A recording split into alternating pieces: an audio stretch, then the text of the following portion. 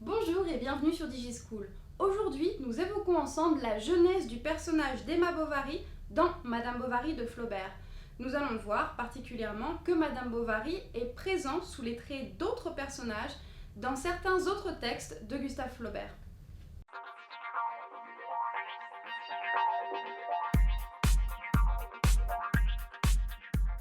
Le premier texte auquel on pense quand on cherche un roman de Flaubert dans lequel apparaît un personnage similaire à Emma Bovary, c'est Passion et Vertu. Passion et Vertu est un roman de jeunesse de Flaubert, un roman que le romancier a décidé de ne pas publier, probablement parce qu'il était conscient de ses faiblesses. Effectivement, c'est un texte très influencé par le romantisme un peu dramatique qui ne correspond pas vraiment au ton et au style que Flaubert voulait adopter. Par conséquent, il choisit de ne pas le publier, mais le lire aujourd'hui est très intéressant pour comprendre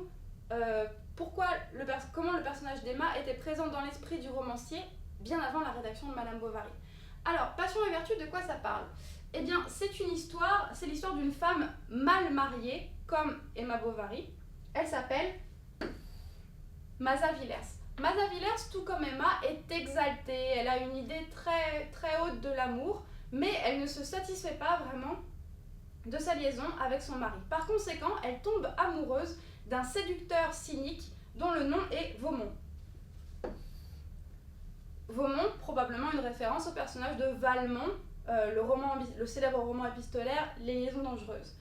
Donc, Maza est très proche du personnage d'Emma et Vaumont, vous le remarquez, est très proche déjà du personnage de Rodolphe.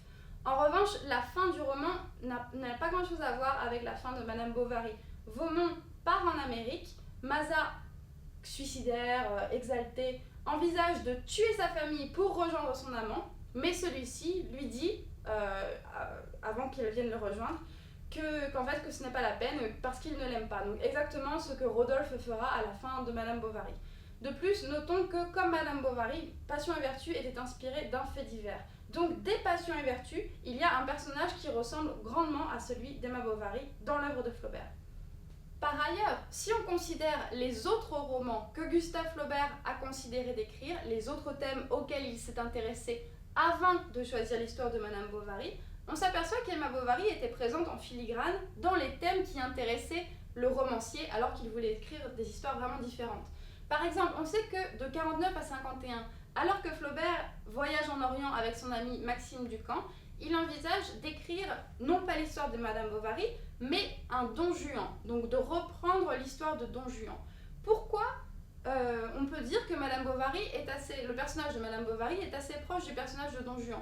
Eh bien, car comme Don Juan, elle est dans l'amour sans mesure, l'amour irrégulier, elle cherche la passion plus qu'elle ne la trouve. Elle est incapable d'aimer comme Don Juan, mais elle va multiplier les aventures. Bien qu'elle ne soit pas séductrice, si on cherche le personnage plutôt séducteur, ce sera plutôt Rodolphe, mais on voit que déjà dans le choix du personnage de Don Juan, quand Flaubert envisage d'écrire sur Don Juan, il y a en germe dans ce personnage quasiment mythologique de la littérature des petits échos qu'on retrouvera à la fois dans Rodolphe et dans Emma lorsqu'il écrira Madame Bovary.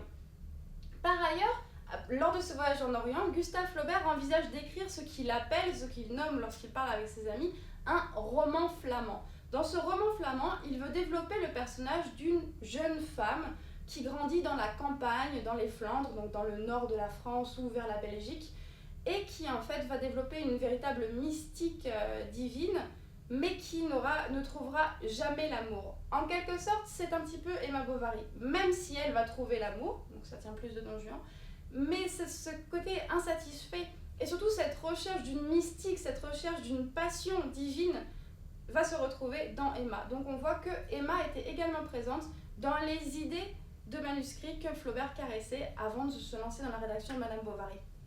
Par ailleurs, rappelez-vous que Madame Bovary est le premier roman que Gustave Flaubert publie. Et dans le personnage d'Emma, on va trouver des thèmes qui seront appelés à devenir des motifs récurrents dans l'œuvre de Flaubert. C'est-à-dire que certaines caractéristiques d'Emma Bovary vont se répercuter dans d'autres personnages dans l'œuvre à venir de Gustave Flaubert. Ces caractéristiques, quelles sont-elles? Tout d'abord, il y a bien sûr, on en a déjà parlé, la bêtise bourgeoise et la médiocrité, véritable obsession flaubertienne qui va trouver son apogée en quelque sorte dans le roman Bouvard et Pécuchet, publié de manière posthume. Il y a de la bêtise dans Emma, tout comme il y aura de la bêtise dans Bouvard et Pécuchet. Mais cette bêtise de Bouvard et Pécuchet, on la retrouve plus, vous vous en doutez, dans les personnages de Charles et d'Homais que dans celui d'Emma. Tout de même, il y a un écho.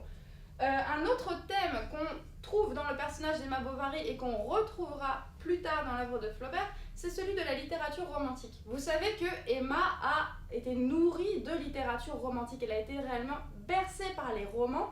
C'est ça qui a créé chez elle cette personnalité exaltée et cette insatisfaction de la vie. Or, ce thème de la littérature romantique, on le retrouvera par exemple dans le personnage de Marie Arnould dans l'Éducation sentimentale. Marie Arnould est également une femme qui va être déçue par la vie et le thème de la littérature romantique est sous-jacent. Enfin, une dernière ressemblance, un dernier écho dans l'œuvre flaubertienne et non des moindres, c'est celui de la mystique.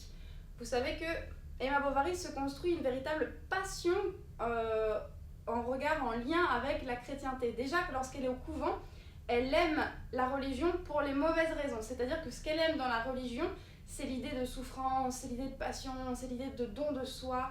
Et après sa liaison avec Rodolphe, lorsqu'elle va se tourner vers le curé pour avoir des réponses, c'est encore une fois un appel à la mystique chrétienne, plus qu'une vraie volonté d'être dans la religion.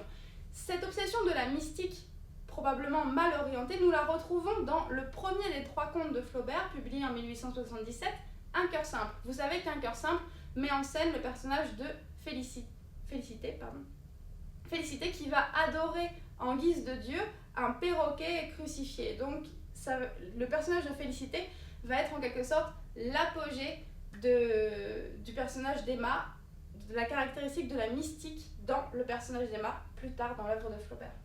Voilà, c'est tout pour aujourd'hui. Merci d'avoir suivi cette vidéo. N'hésitez pas à consulter d'autres fiches et d'autres vidéos sur le sujet. Et à très bientôt sur DigiSchool.